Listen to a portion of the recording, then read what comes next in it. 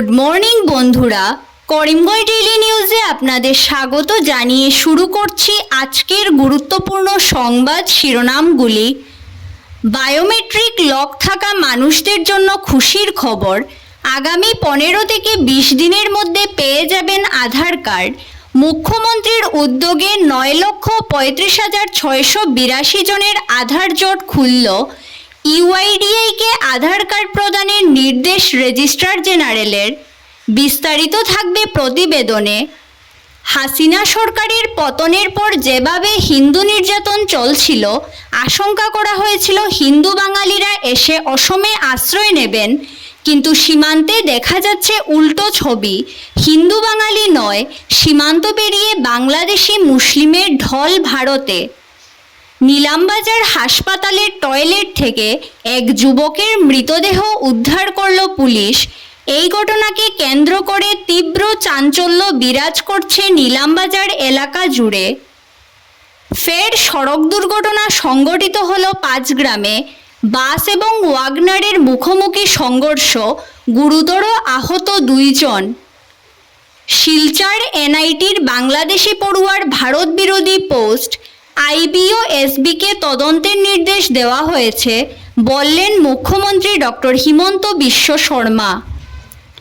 Smart মিটারের বিরুদ্ধে শিলচরের এপিডিসিএল কার্যালয়ে তালা ঝুলিয়ে প্রতিবাদ কংগ্রেসের। পুলিশের সঙ্গে বাকবিতণ্ডায় উত্তপ্ত পরিস্থিতি, গ্রেফতার 20 জন। শিলচরে বেহাল রাস্তার বহু স্থানে পাইপ ফেটে চরম ভোগান্তি জনতার। পাইপ সারানো না হলে সড়ক সংস্কার করে কী লাভ, প্রশ্ন সাধারণ মানুষের। আরজিকর হাসপাতালের প্রাক্তন অধ্যক্ষ সন্দীপ ঘোষকে সাসপেন্ড করল ইন্ডিয়ান মেডিকেল অ্যাসোসিয়েশন। বাংলাদেশের অস্থির রাজনৈতিক পরিস্থিতির পরিপ্রেক্ষিতে পুরোপুরি বন্ধ দুদেশের বাণিজ্য। ভারত ও বাংলাদেশের মধ্যে বাণিজ্য বন্ধ থাকায় ক্ষতির সম্মুখীন সরকারি কোষাগার। বাংলাদেশের সঙ্গে আমদানি রফতানি বন্ধ থাকায় দৈনিক 60 থেকে 70 লক্ষ টাকা রাজস্ব মার খাচ্ছে, বললেন ইন্দো বাংলা চেম্বার অফ কমার্সের সাধারণ সম্পাদক অমরেশ রায়। বিস্তারিত প্রতিবেদনে যাওয়ার আগে প্রত্যেক দিনের গুরুত্বপূর্ণ খবর পেতে অবশ্যই ভিডিওটিতে একটি লাইক করে ইউটিউব চ্যানেলটি সাবস্ক্রাইব করে পাশের বেল আইকনটি বাজিয়ে রাখবেন এবং ফেসবুক পেজটি ফলো করে ভিডিওটি শেয়ার করবেন। এবার সংবাদ শিরোনামগুলোর বিস্তারিত হলো। অবশেষে আধার জোট থেকে মুক্ত হলেন রাজ্যের 9,35,682 জন মানুষ। নাগরিকপঞ্জির মারপ্যাচে জড়িয়ে তাদের বায়োমেট্রিক তথ্য ব্লক করে রাখা হয়েছিল, তবে শেষ পর্যন্ত ভারতের রেজিস্ট্রার জেনারেলের কার্যালয় থেকে 9,35,682 জনের বায়োমেট্রিক তথ্য খুলে দেওয়ার নির্দেশ জারি করা হয়েছে আধার কর্তৃপক্ষ ইউআইডিআইকে। ফলে আধার কার্ড পেতে আর কোনো সমস্যা রইল না তাদের। আগামী 15 থেকে 20 দিনের মধ্যে আধার কার্ড পেয়ে যাবেন তারা। হাসিনা সরকারের পতনের পর যেভাবে হিন্দু নির্যাতন চলছে, তাতে বাংলাদেশ থেকে ভারতে হিন্দু বাঙালিদের ঢল নামার আশঙ্কা করা হয়েছিল, কিন্তু সীমান্তে দেখা যাচ্ছে উল্টো ছবি। হিন্দু বাঙালি নয়, কাজের সন্ধানে বাংলাদেশের মুসলমানরাই ভারতে অনুপ্রবেশের চেষ্টা করছেন। মুখ্যমন্ত্রীর দাখিল করা তথ্য সেটাই বলছে। অসমে প্রায় প্রতিদিনই ধরা পড়ছে বাংলাদেশি মুসলমানরা। গত কদিনে অসম সীমান্তে অন্তত 50 জন মুসলমানকে চিহ্নিত করে পুশব্যাক করা হয়েছে বাংলাদেশে। বুধবার কাকভোরে ও করিমগঞ্জ সীমান্তে পুশব্যাক করা হয়েছে 3 বাংলাদেশি মুসলমানকে। তাই করিমগঞ্জে অতিরিক্ত পুলিশ মোতায়েন করার সিদ্ধান্ত নিয়েছে সরকার। রেল স্টেশন, বাস স্ট্যান্ড ইত্যাদিতে অতিরিক্ত নিরাপত্তার ব্যবস্থা করা হবে।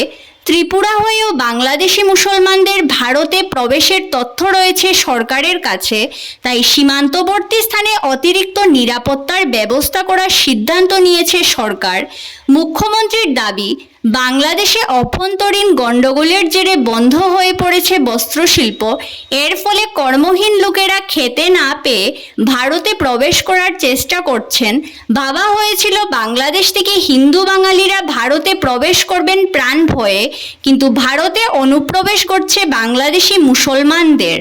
সরকারি হাসপাতালের টয়লেট থেকে এক তরতাজা যুবকের মৃতদেহ উদ্ধারের ঘটনাকে কেন্দ্র করে তীব্র চাঞ্চল্য বিরাজ করছে নিলামবাজার এলাকায়। মৃতদেহের পাশ থেকে নেশাজাতীয় ড্রাগসের কৌটো এবং সিরিঞ্জ উদ্ধার করেছে পুলিশ। ঘটনাটি নিয়ে তদন্ত অব্যাহত রেখেছে নিলামবাজার পুলিশ। জানা গেছে বুধবার সকালে নিলামবাজার হাসপাতালের মহিলা প্রসূতি ওয়ার্ড পরিষ্কার করার সময় আচমকা টয়লেটের ভেতরে এক তরতাজা যুবকের মৃতদেহ দেখতে পান হাসপাতালের সাফাই কর্মীরা। সঙ্গে সঙ্গে বিষয়টি হাসপাতালের in charge SDMO and HO doctor Manoj কাতারকে অবগত করেন তারা। মুহূর্তের মধ্যেই খবরটি চাউর হতেই হাসপাতাল চত্বরে ভিড় জমে উঠে তাৎক্ষণিকভাবে হাসপাতালের প্রসূতি ওয়ার্ডটি বন্ধ করে দেওয়া হয় এবং স্থানীয় পুলিশে খবর দেওয়া হয়। খবর পেয়ে নিলামবাজার পুলিশ ঘটনাস্থলে পৌঁছে তদন্ত শুরু করে।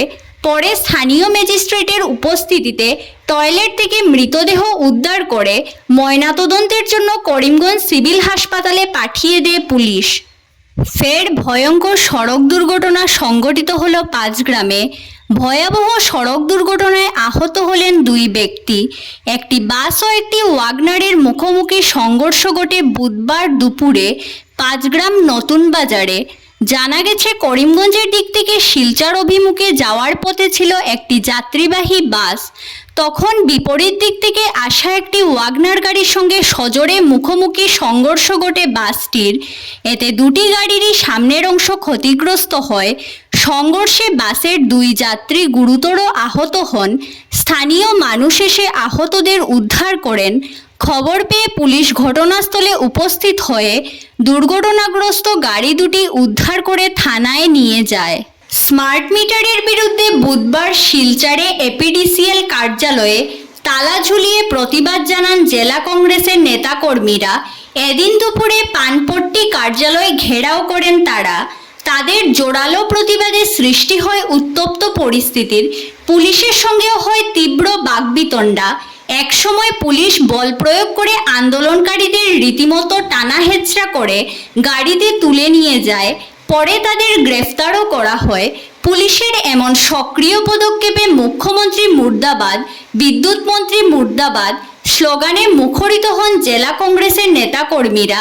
তারা মুখ্যমন্ত্রী হায় হায়, বিদ্যুৎ মন্ত্রী নন্দিতা গার্লোসা হায় হায়, শীঘ্রই স্মার্ট মিটার বদল করে ম্যানুয়াল মিটার লাগাতে হবে ইত্যাদি স্লোগানে প্রতিবাদ মুখর হন।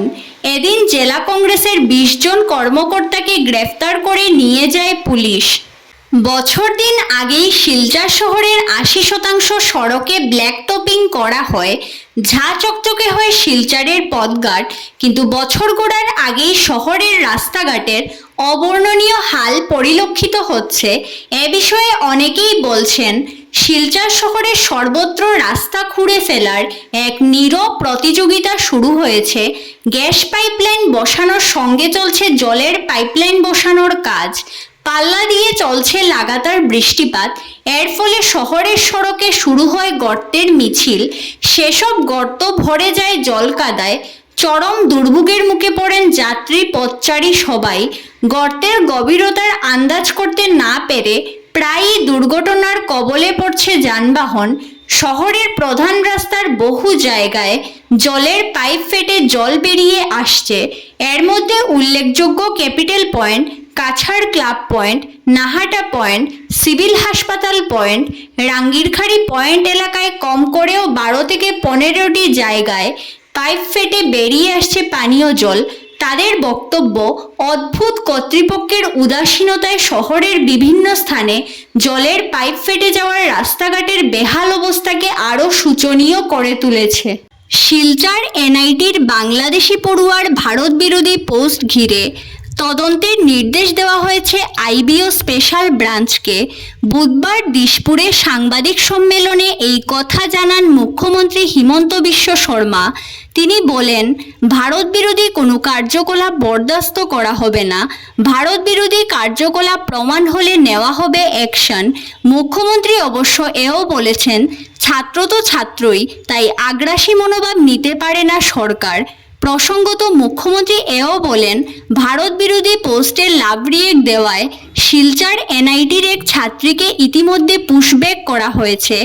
এমন কর্মকাণ্ডে আর কেউ জড়িত থাকলে অবশ্যই প্রয়োজনীয় পদক্ষেপ নেওয়া হবে। ধন্যবাদ সবাইকে। আরও নতুন নতুন খবর পেতে করিমগঞ্জ ডেইলি নিউজ পেজটিকে ফলো করে সঙ্গে থাকুন।